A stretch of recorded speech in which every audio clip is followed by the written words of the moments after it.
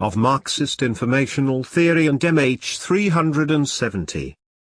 Thinking of the still missing Malaysian airplane, contemplating on the Marxist theory of informational diffusion, I came up with these random notes on media oligopoly I am sharing in this week's column. Information wants to be free and wishes to leave the shackle of control and the kingdom of officialdom. Marx once said that whoever owns the means of production owns, controls, Vladimir Lenin's classic essay on commanding heights, and control the production of consciousness, and further controls the evolution of the act of knowing and the contents of what is to be known, because what is known is produced as artifacts with politics of control structuring them.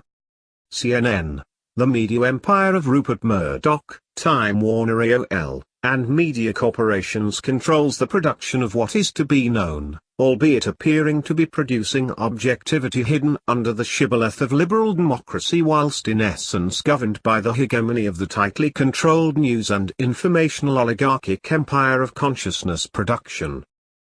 This might sound like a Noam Chomskyan analysis of the postmodern, post-information age paradigm of media production the reporting of the missing MH370.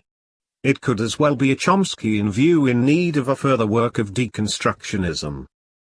There are classes of control of knowledge production and those producing information in the ongoing reporting of MH370. Level 1.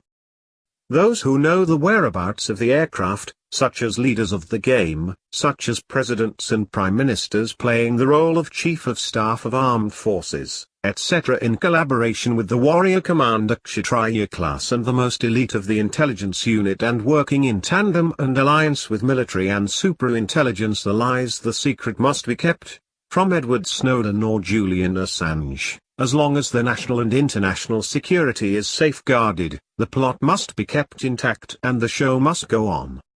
Level 2. Those who know the unsealed part of the story and will be playing the role of making sure the world and the public knows what's happening, in the name of freedom to know and freedom to profit from conflict, or even the manufacture of conflict. The philosophy of news reporting is simple. Live and breathe the paradigm of liberal capitalist informational democracy through soundbite and blitzkrieg technologies of cognitive dissonancy, and funnel in as much as possible issues versus non-issues and speculations and half-truths to feed the four-eyed viewers who are starved for information and drowned in speculations. That's the role of the media, whether in America or in Malaysia. The longer one gets glued to the TV, the higher the ratings, the more big advertisers will pour in money. But the media will only be allowed to view a certain amount of secrecy. CN will not talk about speculations that the US government and its media and military ideological apparatuses knows what is happening, and perhaps instead the focus will be on the incompetency, rightly so, of the Malaysian government in handling this with her bumbling and fumbling technology and techniques of handling security, again, rightly so, with all these flip-flop, contradictory statements, and true-false vacillation of official reporting, and those elusive and informational hide-and-seek and peekaboo type of reporting we hear since day one of the mystery unfolding. That's what the media is good at and will profit from. To report on speculations that the army or the government is perhaps involved in a huge cover-up will not be good. It will mean a media kamikaze of epic instant death proportion.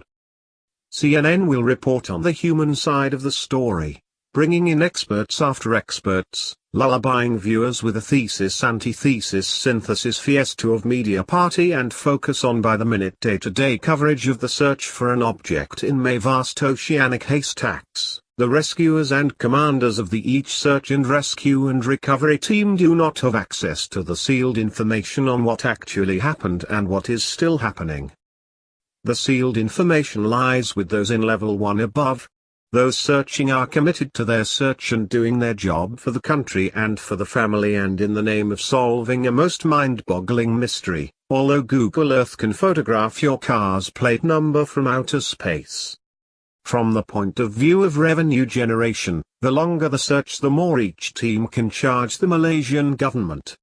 As of today, the United States has spent an equivalent of perhaps $5 million to be billed to the Malaysian government sooner or later. Level 3.